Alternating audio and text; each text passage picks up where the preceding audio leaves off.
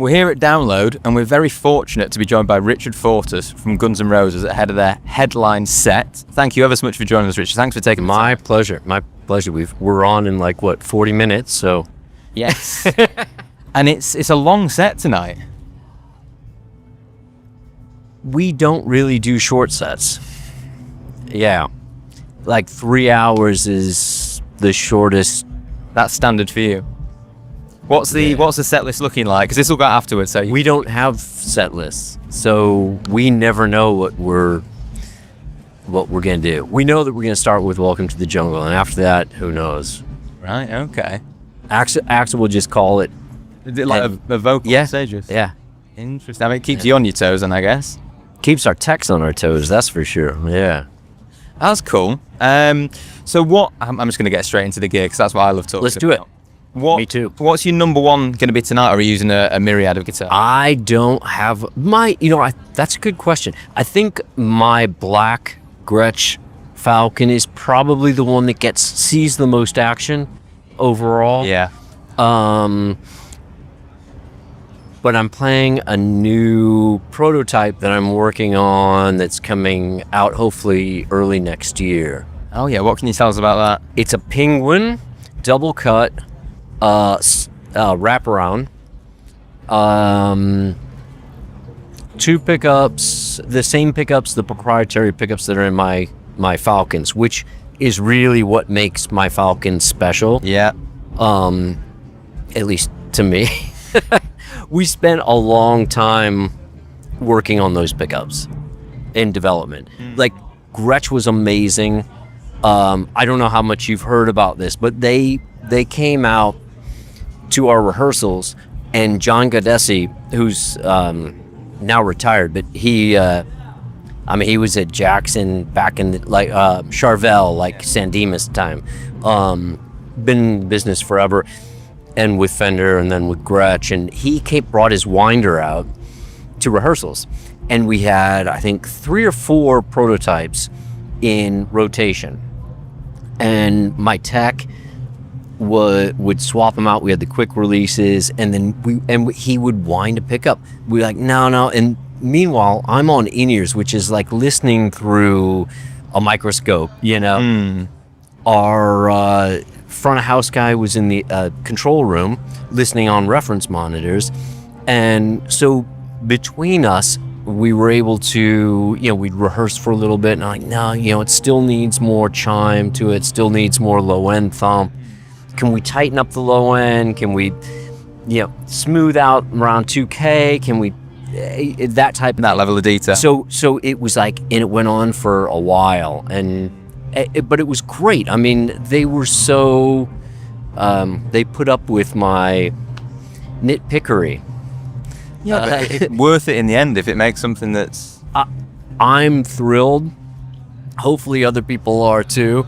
But yeah, I think that's really what makes those. And what we ended up with was very much a hybrid, both in construction and in tone, between vintage Filtertron and something I'm very partial to, and vintage PAF, something else I'm very partial to. Yeah. So it's both in construction and in the sound of it. It really is a hybrid of those two, and really works well for me live and in the studio. As long as you're not playing somewhere so hot that the wax in the pickup smells like in Saudi Arabia. Yes. Yeah. But you know what? Those are still in my guitar, so. Yeah. Have you still got the red prototype of the Falcon as well? Okay. The red one was one of those original 3, and we ended up, because I had it, and Leo Scala, who I work with quite a bit, and is a good friend of mine, he was like, man, why don't you let me take one of those and I'll refinish it? I'm like, okay. So he did it in that Ferrari red, which is just beautiful. And I think we might do something like that in the future, but yeah, that's a pretty cool guitar. The black finish is spectacular, and I know there is one currently, because I was down at Fender HQ last week, there is apparently one in the office that is about to be sold, and I know there's multiple people working for Gretsch that are fighting over being able to buy it. So if it's gone over well with them, you know you've done something right with the design. That's great. That's great.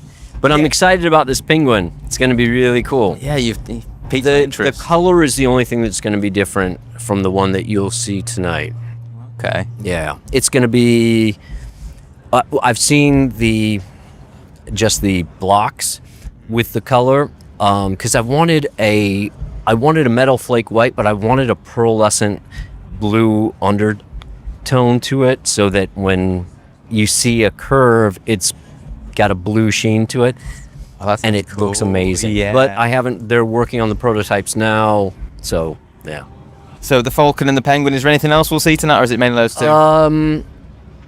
That red scala, which was a Gretsch prototype, and then a Paoletti I play on a couple of songs. Iverson I play on one song.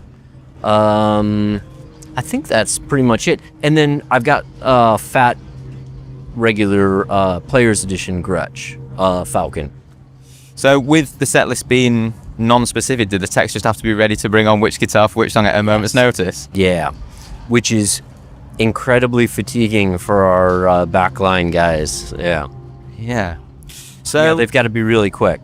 Yeah, and then in terms of the rest of the rig, pedals and amps, what are you running there? 'Cause you're a vintage amp guy, a big aficionado. I'm a vintage amp and guitar guy, but and pedal guy. But live, I don't use. I don't think I mean, I've got like an original Klon, but beyond that, I don't have. I'm not using anything vintage. I'm using the Solo Dallas preamp, which is a big. That's really important to me. I've got a.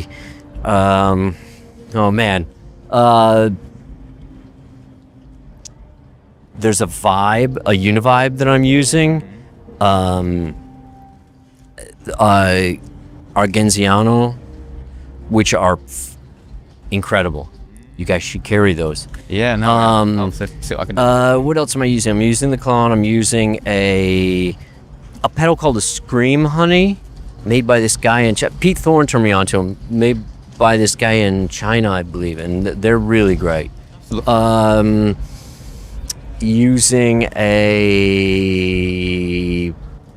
T-Rex, the reverb that they have with the tube in it. Oh yeah, is it not the Sugar? Is that the one with the boost in it?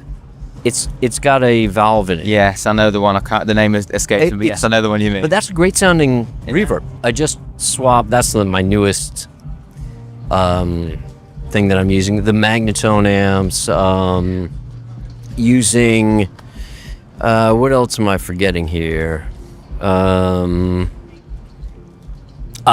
Ad Neco by Catlin Bread. Yeah, that's my clean sound, really, because I just roll my volume. That's the other thing that's important to me with my signature models, is that the volume pots and the treble bleed caps, because I just drop my volume down and it cleans up, and then I engage this pedal, which it's like a oil can delay, basically.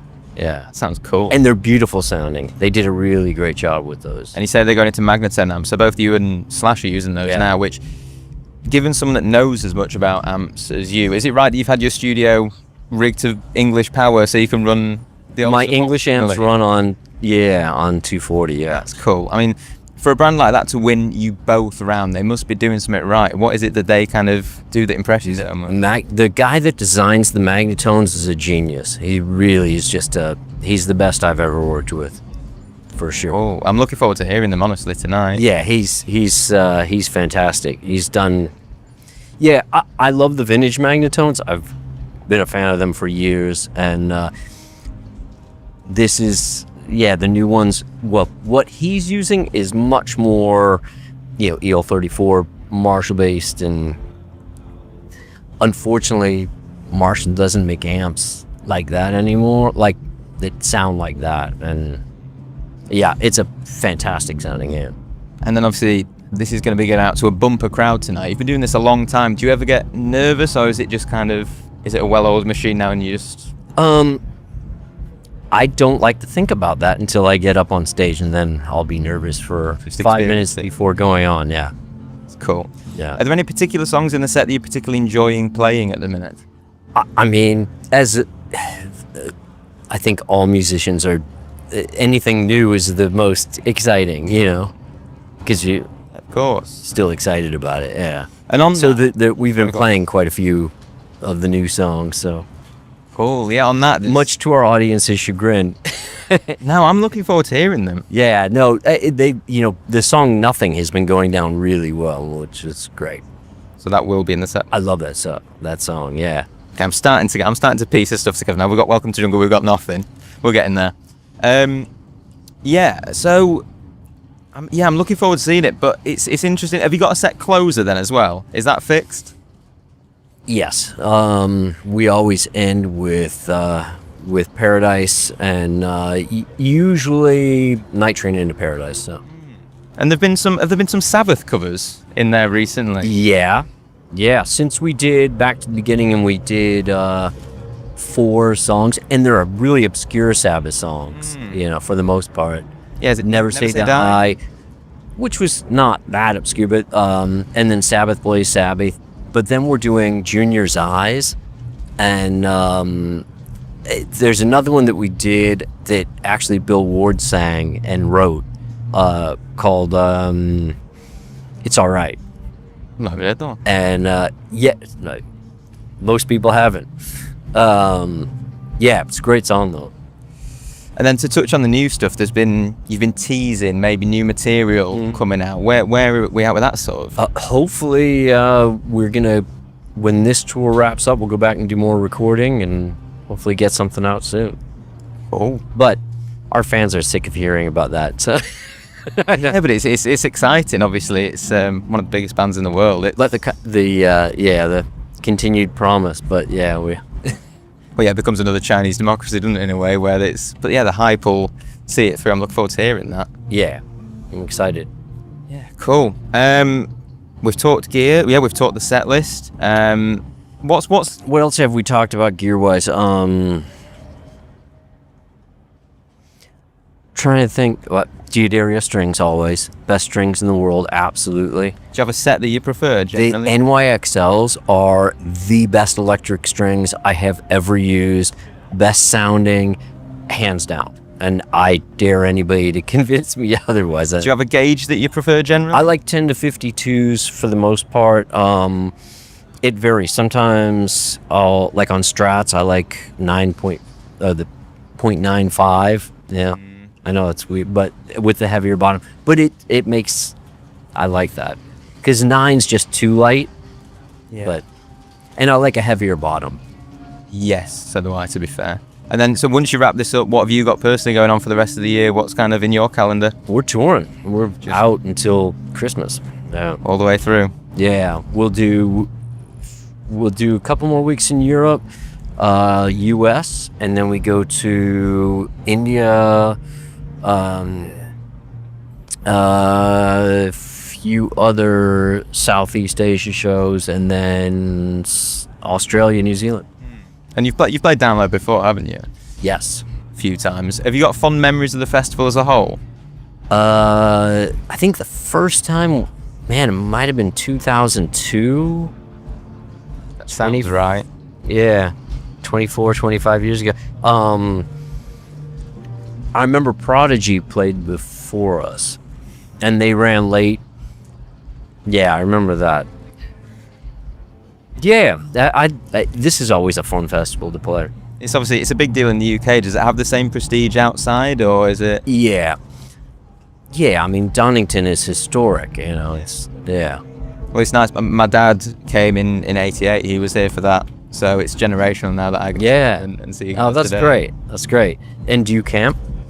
No, we've been lucky enough because we've got the camera gear. They put us up in a place where we could recharge that. So I'm living the life of luxury. I feel like a rock star myself, to be fair. So yeah, we've had a great time. But it's going to top it off tonight. I'm really looking forward to the set. Oh, awesome. Looking forward to seeing the Gretches in action, the full rig. Did you see Limp Bizkit yesterday? We did, and we spoke to Wes beforehand. That's my boy. what a dude. I was really hoping to see him, but yeah, our paths didn't cross. Yeah. Yeah, he's a good friend. And what a player. I speak to him about tenor guitars and his kind of sonic exploration thing. And Yep. Yeah. genius. His solo albums, like the Crystal Machete and amazing stuff. Yeah, and he was saying there's new Limp Bizkit stuff in the works as well. Awesome. Yeah. So I'm next year excited will be a about bumper that. year if we get new Guns N' Roses and new Limp Bizkit. Yeah, maybe we'll tour together.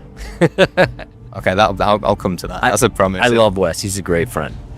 Yeah, and then Linkin Park tomorrow. So it'll be a good weekend all in all. But I feel like tonight's the one that I've seen so many people walking around today in Guns N' Roses t-shirts and I did top too. hats and so yeah, it's going to be. I know I'm going to wear my top hats. Richard, thank you ever so much for taking My the time. pleasure. Really, Thanks for really speaking to me. appreciate it.